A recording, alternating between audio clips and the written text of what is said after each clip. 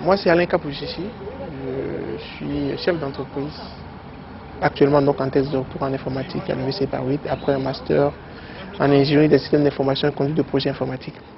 J'ai créé le groupe Serco, qui aujourd'hui a environ 12 ans d'années, donc ça a été créé en 97-98.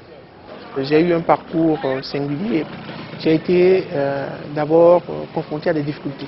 À 10 ans, j'ai dû partir donc de la maison familiale pour arriver en ville, parce que mon père à l'époque avait perdu tout ce qu'il avait. Donc on n'avait plus de quoi suivre au sein de la famille. Les difficultés de subsistance m'ont amené vraiment à prendre ma vie en main. Et donc il fallait que je paye moi-même ma scolarité. Mon père n'a pas été à l'école, c'est un illettré, il a 83 ans aujourd'hui. Mais il était un commerçant, transporteur, et donc il faisait le commerce dans toute la sous-région. Et moi, il m'amenait à l'époque, quand j'avais 4 ans, 5 ans, dans les pays limitrophes, je suivais aussi ma mère au marché. Et donc tout ça, en fait, a cultivé en moi une certaine envie, pas de gagner de l'argent, mais de pouvoir entreprendre, de ne pas rester les bras croisés, se victimiser comme d'autres personnes pensent que bon, c'est parce que j'ai des problèmes, c'est la fin du monde. Moi, je dis que c'est les problèmes justement qui doivent nous pousser à réfléchir et à trouver des solutions capables donc de nous sortir de ces problèmes-là. À 20 ans, donc, j'étais en classe de terminale. Il y avait beaucoup d'enfants qui réussissaient donc au certificat de primaire mais qui ne pouvaient pas aller au collège.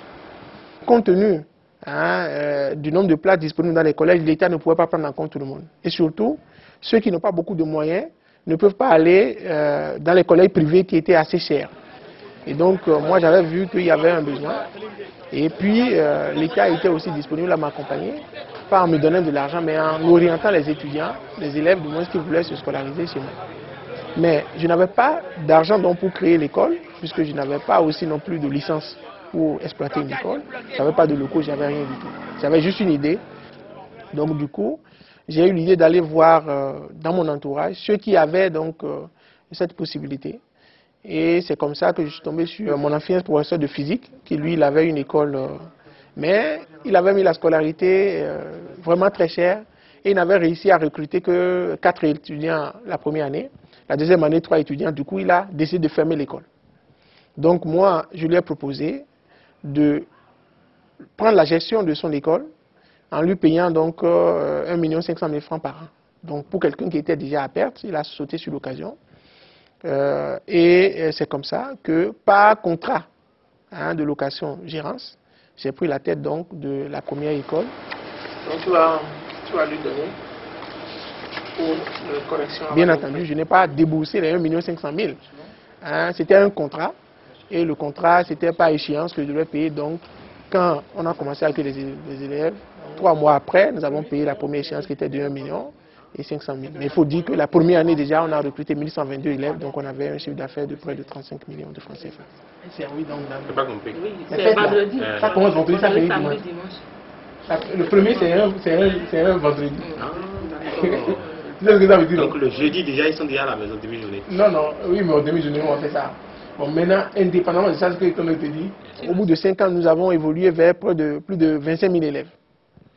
Et donc, manifestement, on ne pouvait pas gérer ce grand nombre-là, 1000 personnes à payer, etc. et tout, avec les mesures archaïques. Donc, c'est comme ça que nous avons, au-delà de la formation en informatique qu'on faisait aux enfants, on a associé par exemple les plateformes e-learning, nous avons associé des systèmes de gestion de la scolarité des étudiants, nous avons mis en place des systèmes de SMS pour communiquer avec les parents. Donc, par exemple, les enfants qui prenaient la scolarité ne payaient pas automatiquement ça à l'école, parfois ils bouffaient la scolarité. Donc, ça va être des SMS qui sont envoyés aux parents pour les avertir que l'enfant n'a pas payé la scolarité. Et tout ça nous a permis d'avoir un taux de recouvrement de la scolarité qui était de l'ordre de 80-90%. Donc là, c'est des étudiants d'électronique en salle d'électronique qui travaillent. Donc, ils font de la pratique. C'est ouvert pour nos étudiants en informatique et maintenant, ceux qui sont en télécommunication, ceux qui sont en électrotechnique. Alors c'est important pour nous la pratique parce que ça permet vraiment aux étudiants d'être confrontés à la réalité des choses. Aujourd'hui, vous savez, la question du matériel qui est importé en Afrique se pose. Et beaucoup de matériel tombe en panne, on est obligé d'envoyer ça en Europe pour les réparer. Aujourd'hui, je peux dire que tous les matériels se réparent ici. C'est pourquoi nous avons un ingénieur en électronique qui suit au quotidien tout le travail.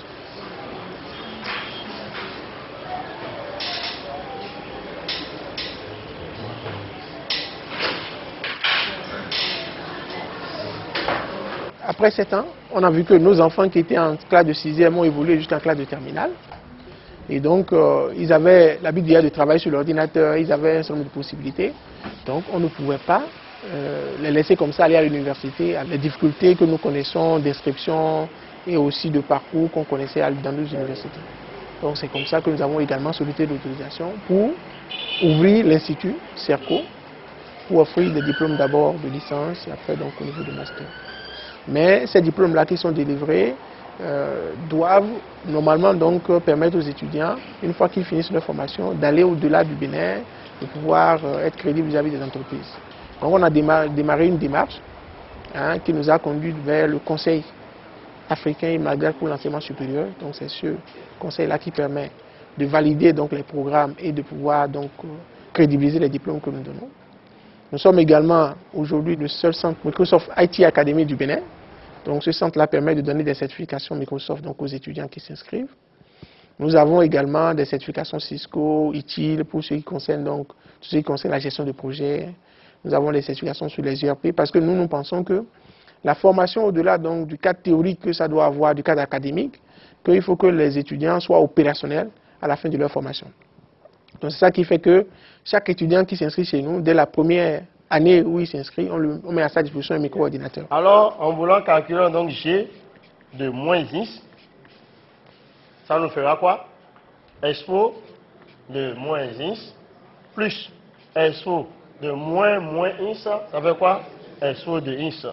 Les étudiants qui sont ici actuellement ne sont pas dans la même salle que le prof. Donc ils suivent les cours, ils observent donc non seulement les gestes du prof, mais également ils voient le tableau interactif sur lequel le prof travaille. Et ils peuvent intervenir dans le cours avec le prof sans aucune difficulté, poser des questions, avoir des explications, suivre les explications du prof. Et également les étudiants qui sont à distance, par exemple ceux qui sont à Porto Novo, s'ils suivent les cours, donc à 30 km d'ici, ils peuvent également intervenir. Ils ont également le même système chez eux.